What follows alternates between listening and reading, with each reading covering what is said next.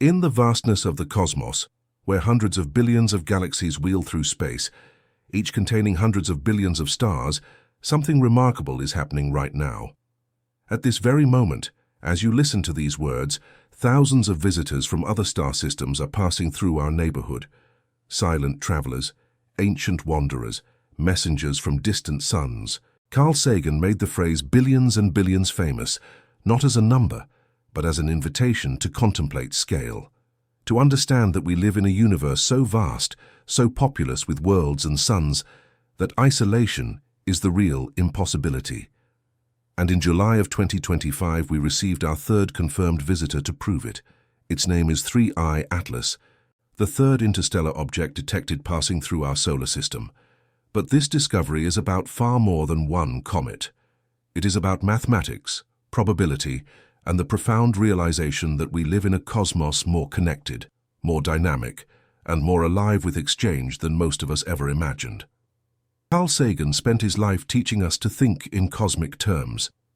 In his book, Pale Blue Dot, he wrote about the need to understand our place not just as citizens of a nation or a planet, but as inhabitants of a universe. He spoke of billions upon billions of stars, each a sun, many with their own families of worlds. He taught us that the molecules of life, the carbon and oxygen and nitrogen that compose our bodies, and every living thing on Earth, are not rare treasures, but cosmic commons, forged in stellar furnaces and scattered across the galaxy. If life's building blocks are everywhere, he reasoned, then the dynamic processes that move matter between stars must be everywhere too. Sagan believed we are a way for the cosmos to know itself. If you share that sense of cosmic curiosity, join us on this journey by subscribing. Help us continue his mission of understanding by engaging with this exploration. Because what we are about to discover together is not just about one comet. It is about the universe revealing its true nature, and it is more beautiful than we dared to hope. What would Sagan have seen in 3I Atlas? The answer reveals something profound about the galaxy we call home.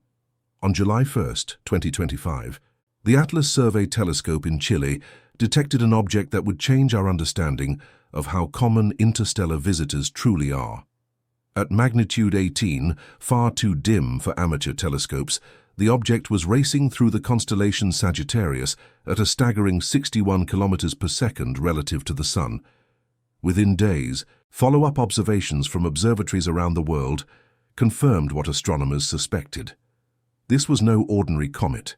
Its trajectory was hyperbolic, unbound by the Sun's gravity, arriving from somewhere beyond our solar system and destined to return to the interstellar void. They designated it 3I Atlas.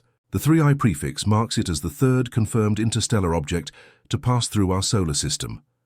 The first, 1I Oumuamua, arrived in 2017, traveling at 26 kilometers per second. The second, 2I Borisov, came in 2019, moving at 32 kilometers per second. Now 3I Atlas races past us at 58 kilometers per second, nearly twice the speed of its predecessors, suggesting an origin even more distant, from a region of the galaxy where stars are older and the space between them colder. The James Webb Space Telescope turned its infrared eyes toward 3I Atlas and found something fascinating. The comet is unusually rich in carbon dioxide, with small amounts of water ice, carbon monoxide, and carbonyl sulfide. Spectroscopic observations from the Very Large Telescope in Chile detected cyanide gas and atomic nickel vapor, signatures remarkably similar to comets born in our own solar system billions of years ago. Here is a visitor from another star system, and yet its chemistry tells a familiar story. The processes that built our worlds, that seeded Earth with the materials for life, are not unique to our Sun. They are universal. Sagan taught us to make the incomprehensible comprehensible through scale and analogy. Consider this. 3I's Atlas is roughly half a kilometer to perhaps 5 kilometers across, a tumbling mountain of ice and rock that has traveled for millions, perhaps tens of millions of years, across the emptiness between stars. If you could compress that journey into a single day, each second would represent weeks or months of travel. And in all that time, through all that darkness, it encountered essentially nothing. No planets, no asteroids, No dust clouds thick enough to slow it down. Just the thin whisper of hydrogen atoms, 1 or 2 per cubic centimeter, and the faint pressure of starlight from distant suns. Yet here it is, warming in our sun's light, releasing gases that form a glowing coma we can observe with our finest instruments. The sun's heat, the same energy that warms our skin and powers every living thing on Earth, is now, for just a brief moment, awakening this ancient traveler from interstellar slumber. It will not stay. By early 2026, 3Psi Atlas will cross beyond Neptune's orbit and fade back into the darkness, beginning another multi-million-year journey to nowhere in particular and everywhere in general. Now comes the question that would have delighted Carl Sagan. If we have detected 3 interstellar objects in just 8 years, from 2017 to 2025, how many more are out there that we have not seen? This is where Sagan's beloved mathematics comes in, the probabilistic reasoning he used throughout his career to estimate everything from the number of technological civilizations in the galaxy to the likelihood of finding life on Mars. The calculation is straightforward, but its implications are staggering. Our detection of interstellar objects is limited by their brightness, their size, and their trajectory. We can only see objects that come relatively close to the Sun, where solar heating causes them to outgas and brighten. We can only detect them if they happen to pass through our field of view during the brief window when our surveys are operating. Astronomers have done this math. Following the discovery of Oumuamua, researchers calculated that for every interstellar object we detect, there must be thousands we miss. The most recent estimates, based on Oumuamua's discovery and the known sensitivity of our sky surveys, suggest that approximately 10,000 interstellar objects the size of Oumuamua, or larger, are passing through the region inside Neptune's orbit right now, at this moment. 10,000 visitors, most of them small, dark, inactive, invisible to our telescopes. The steady-state population remains roughly constant because as some objects leave the planetary region, others enter it. Each one stays for about a decade, drifting through, then departing. 10,000 objects within 30 astronomical units of the Sun. Sagan would have paused here, letting that number sink in. 10,000. And that is just within the orbit of Neptune. As we expand our view outward, the numbers grow. The volume of space increases with the cube of the distance, and interstellar objects fill that space with a density that astronomers estimate at roughly 0.1 objects per cubic astronomical unit. That translates to about 1,000 interstellar objects passing through the planetary region each year, roughly 3 per day. 3 per day. While you were sleeping last night, statistically speaking, 2 or 3 mountains of ice and rock from other star systems silently cross the orbital plane of the planets. You will never see them. They will never be named. But they are there. And they have been there at roughly this rate for billions of years. Think about what this means. Our solar system is not isolated. It is not a lonely island in an empty ocean. We inhabit a river, a flow of material constantly moving through the galaxy. Stars are born in clusters, and as they form, their surrounding disks of gas and dust condense into planets and smaller bodies. Gravitational interactions, close encounters between young planets, violent collisions, all of these events eject material. Some of it falls into the parent star, some escapes into interstellar space. Over billions of years, every star system contributes to this galactic exchange, and every star system, including ours, receives visitors in return. Carl Sagan understood this.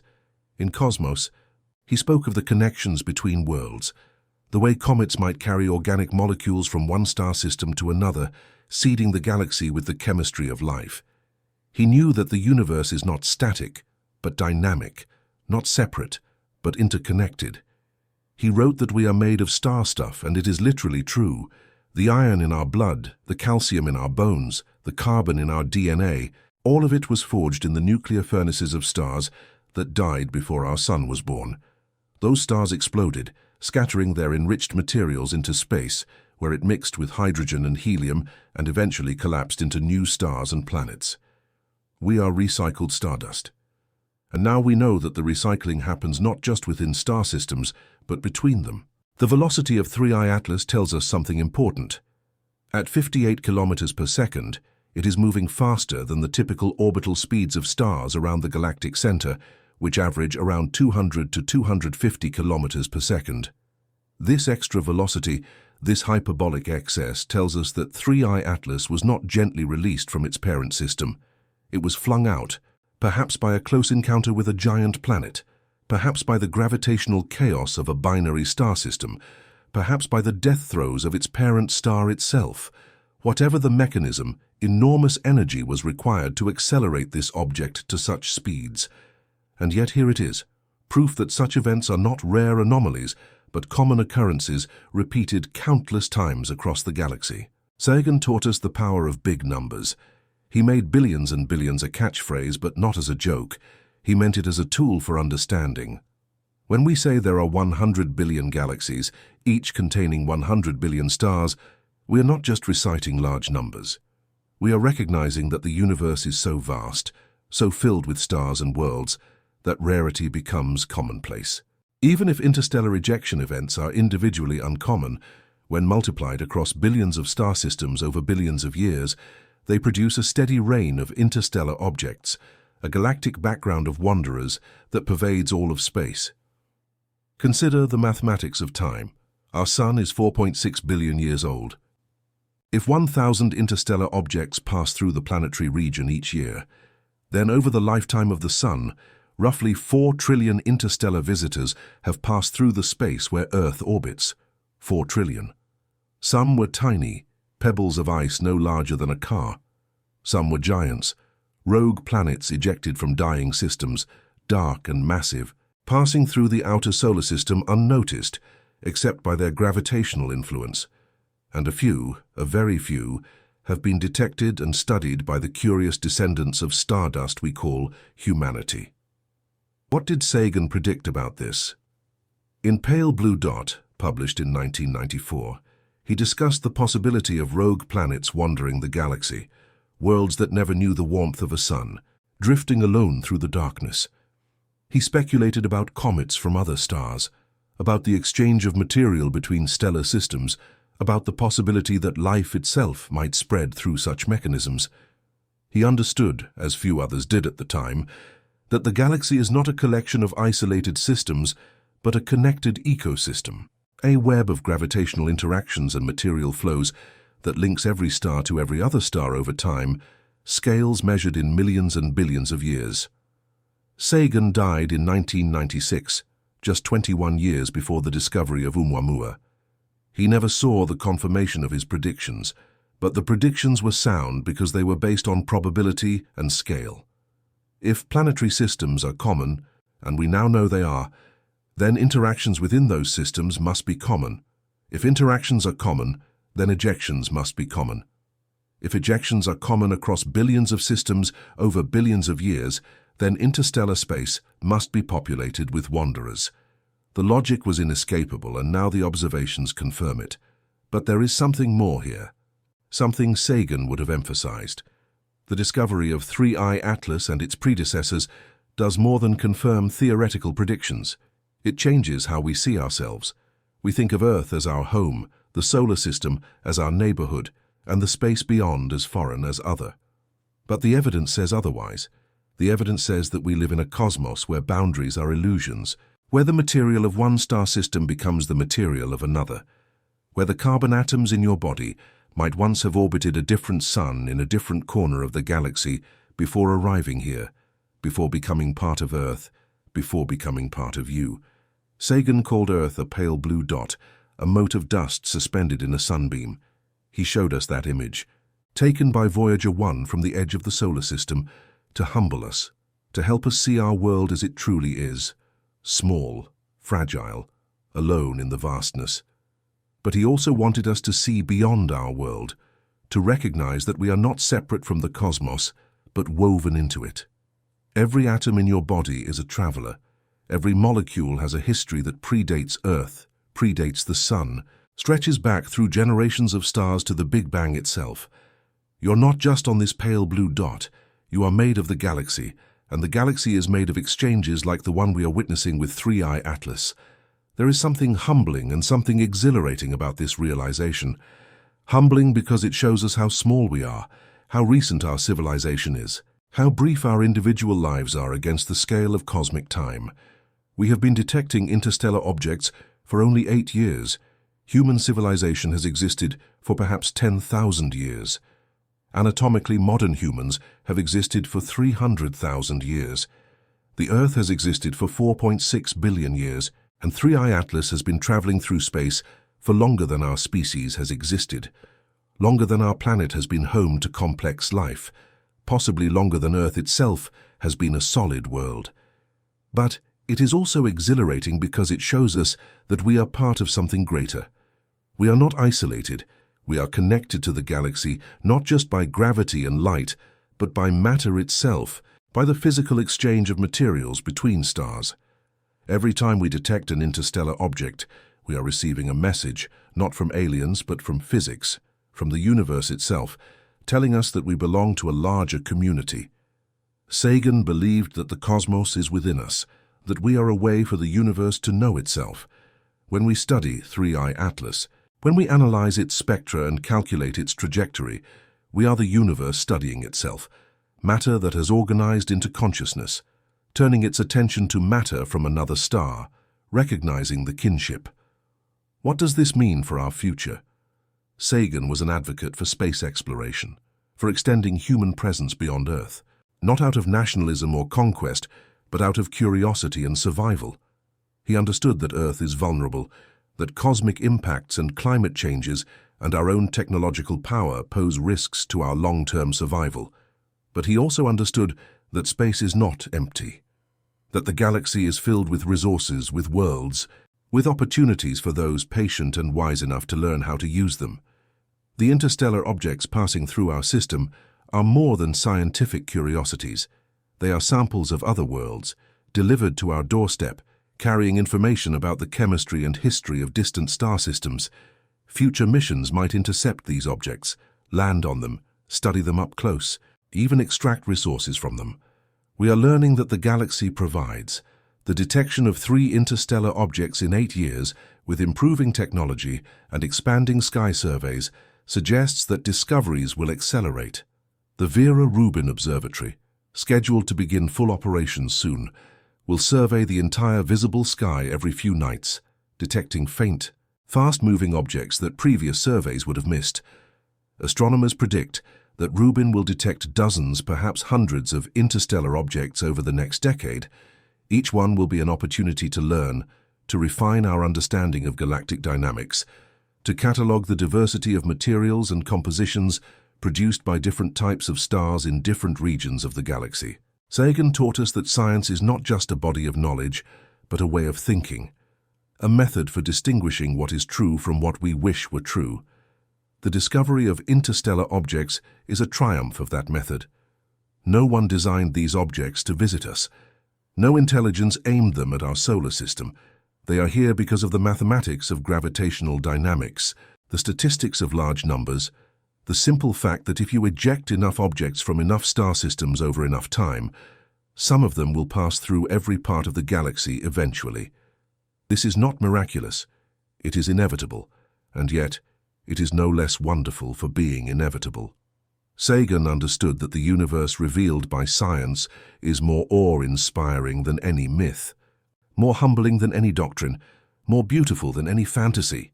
Look at the numbers again: 10,000 interstellar objects within Neptune's orbit at any given moment. 1,000 passing through the planetary region each year, 3 per day. These are not abstract statistics. They represent a physical reality, a cosmos in motion, a galaxy that is alive not with biology, but with dynamics. With the constant churn of matter and energy, the slow, inexorable mixing of materials across light years and eons, we are witnessing in real time the mechanism by which galaxies homogenize, by which the products of stellar nucleosynthesis spread from their birthplaces to every corner of the galactic disk. And we are part of that process. Earth itself, the ground beneath your feet, the air you breathe, the water you drink, all of it assembled from materials that came from somewhere else. The sun formed from a cloud of gas and dust that was itself the debris of earlier stars. Some of that debris might have included interstellar objects captured during the sun's formation. Some of the water in Earth's oceans might have arrived on comets, similar to 3I Atlas. Visitors from other systems that arrived early in solar system history and collided with our young planet, delivering not just water, but organic molecules, the chemical precursors to life. We do not know, but the possibility is there, grounded in physics and probability, and it is glorious. Sagan wrote in Pale Blue Dot that the Earth is the only home we have ever known. There is nowhere else, at least in the near future, to which our species could migrate. Like it or not, for the moment, Earth is where we make our stand.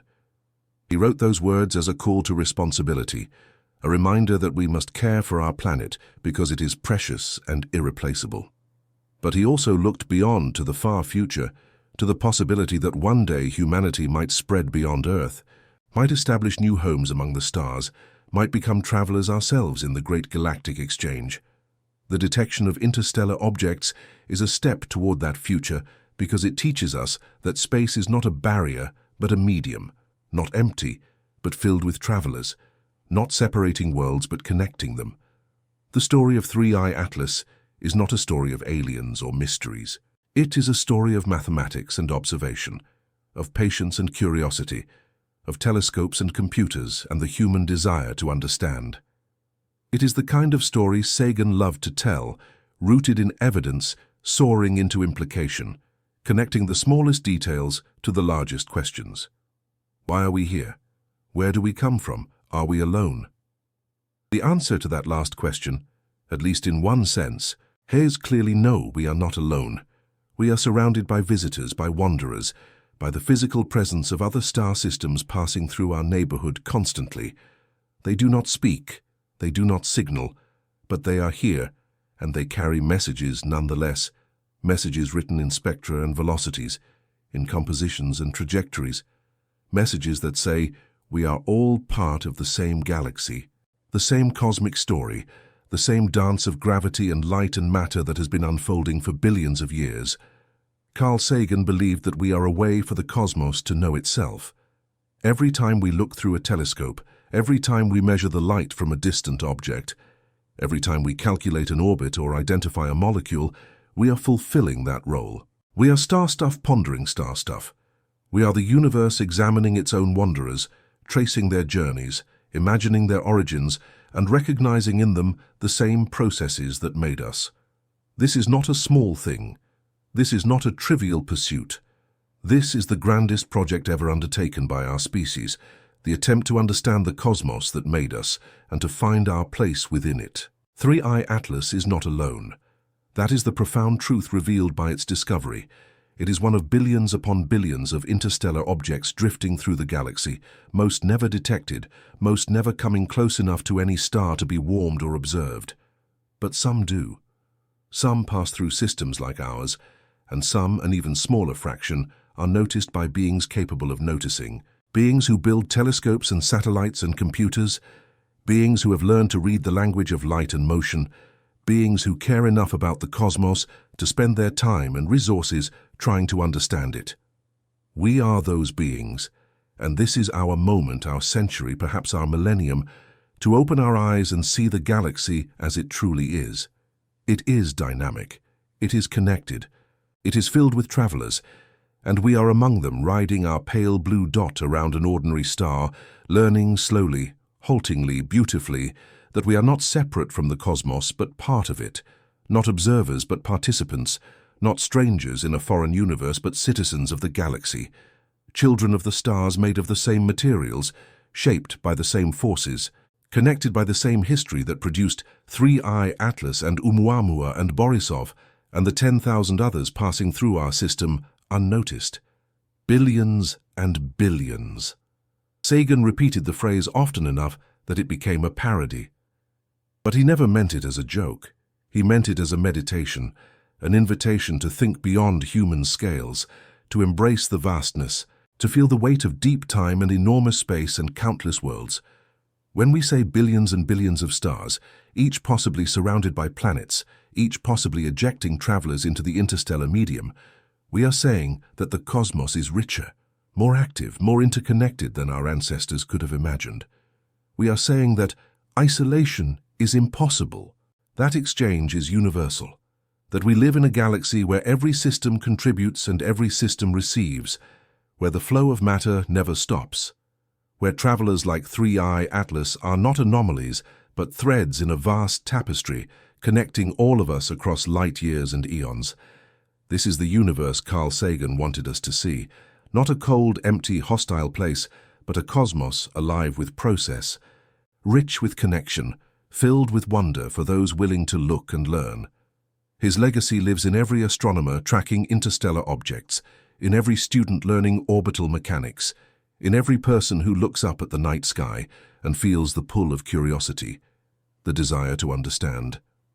We continue his mission not by worshipping him, but by thinking as he thought, by asking questions, by following evidence, by embracing the humility and the grandeur of the cosmic perspective. Explore more of these cosmic connections with us. Continue this journey of understanding, this quest to see ourselves clearly against the backdrop of billions of stars and billions of years. This is what Sagan asked of us, not to be fearful, not to retreat into superstition or cynicism, but to embrace the wonder of the real, to recognize that the universe revealed by science is more magnificent than any myth, and that we are privileged beyond measure to be alive in a time when we can study visitors from other stars, measure their composition, calculate their histories, and recognize in them our own cosmic origins. 3I Atlas is not alone, and neither are we.